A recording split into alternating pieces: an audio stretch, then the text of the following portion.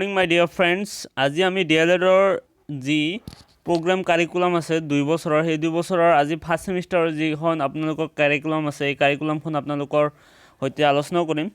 আপোনালোকে বুজি পাব লাগিব বিষয়টো, হয়তো আপোনালোকে হয়তো এইটো আছে কাৰোবাৰ আপোনালোকৰ তাত আছে কি জানি, কিন্তু হয়তো বহুতে বুজি পোৱা নাই। গতিকে আজি আপোনালোকৰ সৈতে এইটো আলোচনা কৰিম, কিন্তু তাৰ আগতে মোৰ ফালৰ পৰা মই আপোনালোকক এটা অনুৰোধ কৰিব বিচাৰোঁ যে মোৰ ইউটিউব চেনেলৰ ৰুল এণ্ড ৰেগুলেশ্যন অনুযায়ী 4000 আৱাৰ্ছ কমপ্লিট কৰিব লাগিব 1000 দিনৰ ভিতৰত, আৰু মোৰ আপোনালোকৰ কমপ্লিট হৈছে 3500 আৰু 500 ঘণ্টা বাকী আছে। গতিকে যদি আপোনালোকৰ ভিডিঅ'টো শেষলৈকে চায় তেনেহ'লে মোৰ যথেষ্ট উপকাৰ হ'ব। যদি আমি আৰম্ভ কৰোঁ তেতিয়া পাম যে আমাৰ যিকেইটা পেপাৰ আছে, আমাৰ 9খন পেপাৰ আছে আমাৰ ফাৰ্ষ্ট ছেমিষ্টাৰত আটাইতকৈ বেছি পেপাৰ আছে, আৰু ইয়াতে আপোনালোকৰ টোটেল মাৰ্ক আছে 500, যেটো চাইছে আপোনালোকে টোটেল মাৰ্ক আছে 500 ইণ্টাৰনেল আৰু এক্সটাৰ্নেল মিলি। আমি এতিয়া গোটেইখিনি বস্তু আলোচনা কৰিম। ইণ্টাৰনেল কিমান আছে, এক্সটাৰ্নেল কিমান আছে, প্ৰেক্টিকাম কিমান আছে, তাৰপিছত এছাইনমেণ্ট কিমান আছে, গোটেইখিনি বস্তু আমি আলোচনা কৰিম। চাব, ইয়াতে যদি আমি প্ৰথম পেপাৰখন লওঁ S1.1, that is semester 1 first paper, child protection and development of children. এই পেপাৰটো যদি আমি লওঁ, ইয়াতে আপোনালোকৰ এক্সটাৰ্নেল মাৰ্ক আছে 70 মাৰ্ক আছে আৰু ইণ্টাৰনেল আছে 30, আৰু এই পেপাৰত আটাইতকৈ বেছি নম্বৰ আছে 100 মাৰ্ক আছে। গতিকে 100ৰ ভিতৰত আপোনালোকে মিনিমাম 80 পাব লাগিব, হয়নে? মিনিমাম 80% ৰাখিবলৈ হ'লে এইটো পেপাৰত আপোনালোকে 80% ৰাখিবই লাগিব।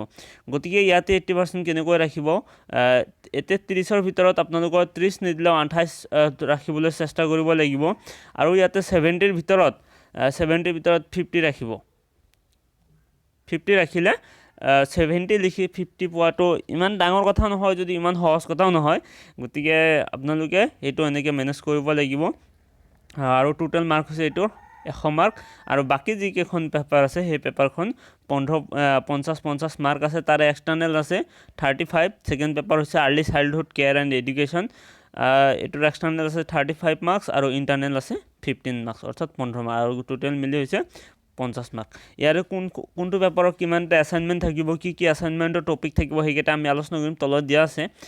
তাৰপিছত এনেকুৱাকৈ ডিষ্ট্ৰিবিউশ্যন কৰা আছে, এতিয়া নিশ্চয় আপোনালোকে বুজিব পাৰিছে। Understanding of language and early language development, towards self understanding, proficiency in English, pedagogy of mathematics আছে, আৰ্ট এণ্ড ক্ৰিয়েটিভ এডুকেশ্যন আছে, য়োগা এডুকেশ্যন আছে, ৱৰ্ক এডুকেশ্যন আছে, কৰ্ম শিক্ষা আছে, যোগ শিক্ষা আছে, কলা শিক্ষা আছে, পেডাগজি আছে, মেথমেটিক্স আছে, ইংলিছ আছে, আৰু বোধৰ বিকাশ। এইকেইটা অসমীয়া ট্ৰেঞ্চলেশ্যন আপোনালোকে লাহে লাহে শিকি যাব, সেইটো কোনো অসুবিধা নাই। আৰু মোৰ এই ডেছক্ৰিপশ্যনৰ লিংকত আপোনালোকৰ যি কিতাপটো আছে, তাৰ উপৰি কিছুমান লিংকছ দিম। সেই লিংকছবিলাকৰ থ্ৰুৱেদি এই যি গোটেই বস্তুখিনি আছে, এই গোটেই বস্তুখিনি আপোনালোকে তাতে মানে ৱেবছাইটত পাব। গতিকে সেইটো বস্তু মই ডেছক্ৰিপশ্যনত লিংক দি দিম। আৰু এইফালে ছেকেণ্ড ছেমিষ্টাৰ, থাৰ্ড ছেমিষ্টাৰ আছে, সেইটোতে আপোনালোকে নিজে বুজি পাব। সেইটো টাইম ডিষ্ট্ৰিবিউশ্যন দিছে, কিমানকেইটা ক্লাছ হ'ব লাগে, আৰু ইয়াতে দিয়া আছে marks allocation, internal, external, credit. Okay, ইয়াতে বিশেষ হেৰি নাই। আমি যদি ফাৰ্ষ্ট ছেমিষ্টাৰ যদি চাওঁ ইয়াতে, অ'কে, ইয়াতে দিয়া আছে আপোনালোকৰ অবজেক্টিভ কি আছে, অবজেক্টিভ কেইটা পঢ়ি ল'ব। আৰু আপোনালোকৰ ফাৰ্ষ্ট পেপাৰত গোটেইকেইটা ইউনিট দিয়া আছে ফাৰ্ষ্ট পেপাৰৰ। ইয়াতে চাব, perspective of children development, early childhood care and education যিটো পেপাৰ, তাৰে ফাৰ্ষ্ট ইউনিটটো হৈছে perspective of child development, concept of development, বৃদ্ধি আৰু বিকাশৰ যি আছে growth and development, stages of development, এইকেইটা আপোনালোকে পাব। আৰু এইকেইটা আপোনালোকে বেছি বুজিবলৈ কিনে বৃদ্ধি আৰু বিকাশৰ যদি প্ৰচেছ বা পাৰ্থক্য, সেইখিনি আপোনালোকে সেই ধাৰণাটো আপোনালোকে লাভ কৰিলে এই গোটেইখিনি বস্তু পাব। তাৰপিছত আছে ফিজিকেল ডেভেলপমেণ্ট, অ'কে, কি আছে, ফিজিকেল মটৰ ডেভেলপমেণ্ট, অৰ্থাৎ শৰীৰ সঞ্চালন যিটো বিকাশ, সেইটোৰ কথা কৈছে। তাৰপিছত আছে social, emotional and language development, বুজি পাব আপোনালোকে নিশ্চয়, সকলোৱে যিহেতু এণ্ট্ৰেঞ্চ পৰীক্ষা দি পাছ কৰি অহা। কনচেপ্ট অফ ছ'চিয়েলাইজেশ্যন, সামাজিকীকৰণৰ ধাৰণা। তাৰপিছত আছে child protection and child rights, শিশু সুৰক্ষা আৰু শিশুৰ অধিকাৰ। আৰু ইয়াতে প্ৰেক্টিকাম দিয়া আছে, চাব, মই যেনেদৰে কৰিছোঁ, টাস্ক 1, টাস্ক 2 যিকোনো এটা কৰিব লাগিব। Student teacher will collect about 10 newspaper articles that involve issue of parenting and childhood. Okay, এইকেইটা আপোনালোকে এনালাইজ কৰিব লাগিব। এইকেইটাৰ ভিতৰতে আপোনালোকৰ প্ৰেক্টিকাম দিয়া হ'ব, ইয়াৰ বাহিৰত দিয়া নহয়।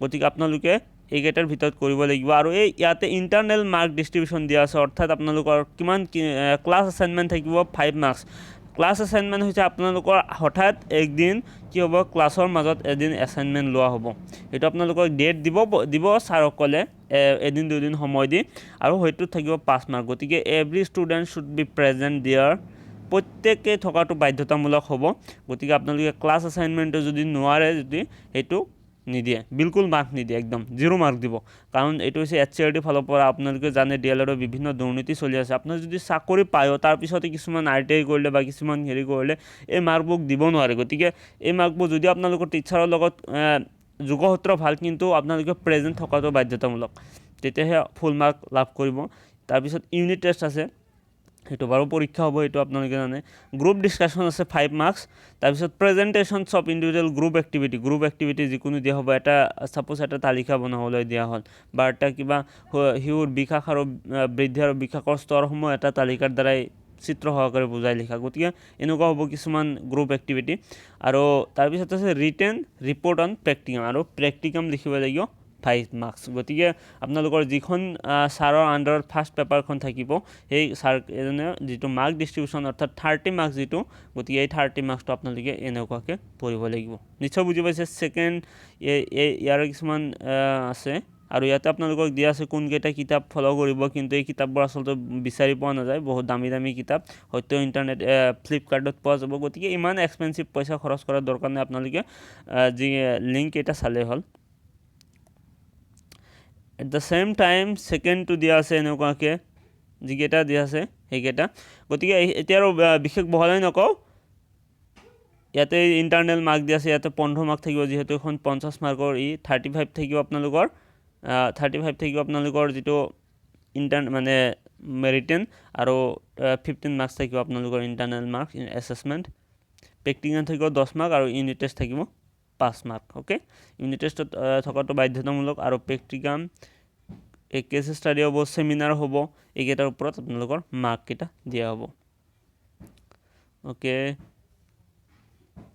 এইকেইটা আছে আপোনালোকৰ থাৰ্ড ইয়াতে প্ৰেক্টিকাম 10 মাৰ্কছ আৰু প্ৰেক্টিকাম কি বিষয়ৰ ওপৰত দিয়া হ'ব ইয়াতে লিখা আছে আপোনালোকে ভালদৰে পঢ়ি ল'ব গতিকে ভিডিঅ'টো আৰু ইমান ডাঙৰ কৰিব নিবিচাৰোঁ আশা কৰোঁ আপোনালোকে বুজি পাইছে আৰু কিবা যদি বুজি পোৱা নাই তেনেহ'লে মোৰ নাম্বাৰ 87724969 এই নম্বৰত মোক কণ্টেক্ট কৰিব আৰু আপোনালোকৰ যদি এই PDF-খন লাগে মোৰ এইটো নম্বৰত মেছেজ দিব মই আপোনালোকক দি দিম আপোনালোকে ক'লে হ'ল যে আপোনাৰ কাৰিকুলামটো লাগে মই দি দিম অ'কে আশা কৰিছোঁ আপোনালোকে সকলোৱে বুজি পাইছে আৰু আপোনালোকে ভাবোঁ যে মোৰ ভিডিঅ'ৰ দ্বাৰা উপকৃত হৈছে আৰু যদিও উপকৃত হৈছে মই যেনেকুৱা কৈছোঁ মোৰ 500 আৱাৰ্ছ বাকী আছে কমপ্লিট হোৱাৰ গতিকে আপোনালোকে আশা কৰিছোঁ সকলোৱে মোৰ ভিডিঅ'বিলাক চাই মোৰ ৱাচ টাইমখিনি কমপ্লিট কৰি দিব বুলি আশা কৰিছোঁ ধন্যবাদ আৰু আপোনালোকৰ যিসকল DLF প্ৰাৰ্থী আছে DLF ট্ৰেইনী আছে নতুন ফাৰ্ষ্ট ছেমিষ্টাৰত সেইসকলৰ সৈতে আপোনালোকে এই ভিডিঅ'টো শ্বেয়াৰ কৰক বা এই যি আছে সেইখন শ্বেয়াৰ কৰক